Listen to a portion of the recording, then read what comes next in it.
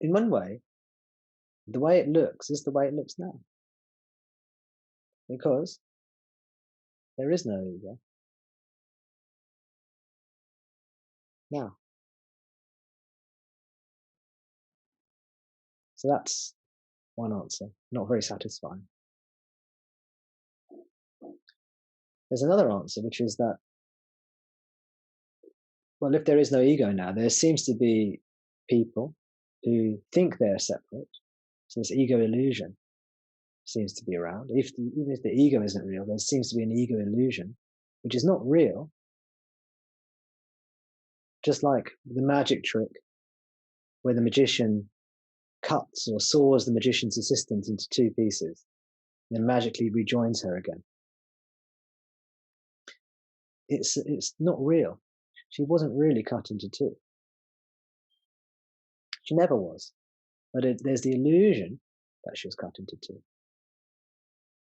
And maybe a spectator of the magic show some would believe it, some wouldn't. So with the ego illusion, when it's believed in, we could say, well, this creates a lot of chaos in the society around us. And you're so right. A lot of our art, our literature, our culture, and a lot of the things we hold in high esteem in our society is actually egoic.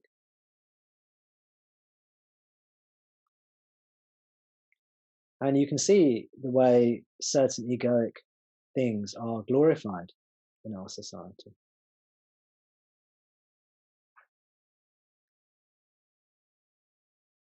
When we think of the Upanishads, these beautiful ancient scriptures that teach us about non-duality, we see humour, we see wit, we see imagination, creativity, we see beautiful poetry. But we don't really see ego in these things. These Upanishads have huge literary value, poetic value, artistic value. And originally they were composed as chants. They weren't written originally, they were chanted. They were handed down from generation to generation orally. So one artistic value, poetic value, cultural significance, social significance. But who wrote these Upanishads? We have no idea. We don't know who the artists, who the authors are. They didn't think it was important to sign their piece of art with their signature. They didn't feel it's important to say it was written by such and such a person in such and such a place at such and such a time, person, place. These three, the time, the person, the place, were not recorded. They didn't think that was important. Timeless wisdom. Whereas if you look at a lot of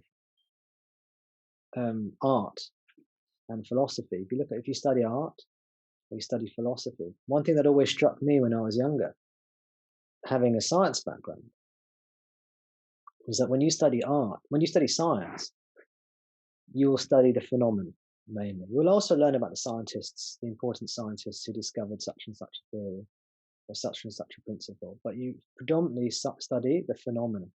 You might learn about the atom or the electron or chemicals or biological processes and how these scientists discover them. But when you study art, you study artists. That always interested me. It's like, why are we studying the artists? You know? And when you study philosophy, you study the philosophers. Plato, Socrates, Aristotle, Kant, all these things, all these people. You study them. You see. Whereas it's total contrast to science and the Upanishads. The Upanishads teach us Brahma Vidya. Brahma Vidya.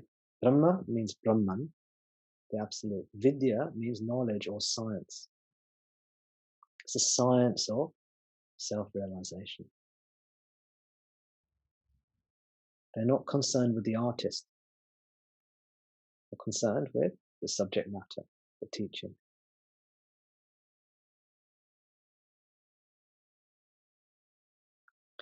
They're not concerned with, they're not concerned with poetic expression.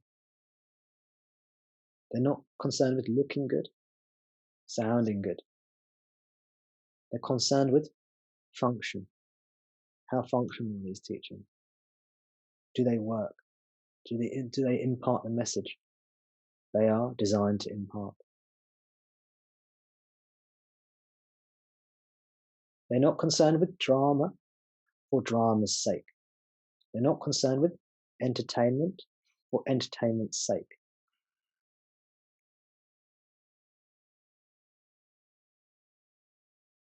It's just that pure expression, egoless.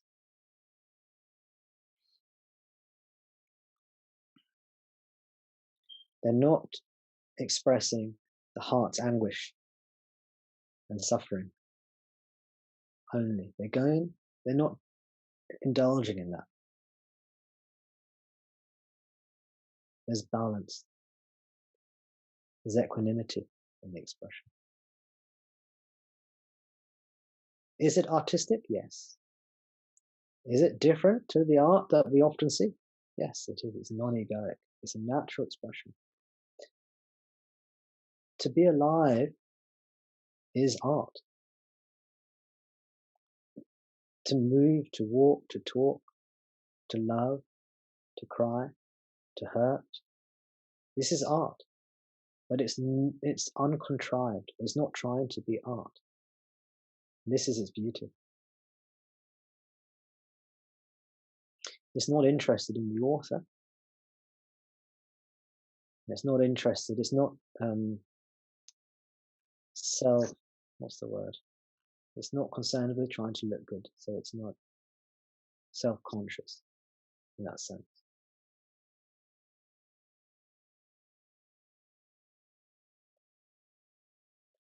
It's the beauty of a child. Innocent. Uncontrived.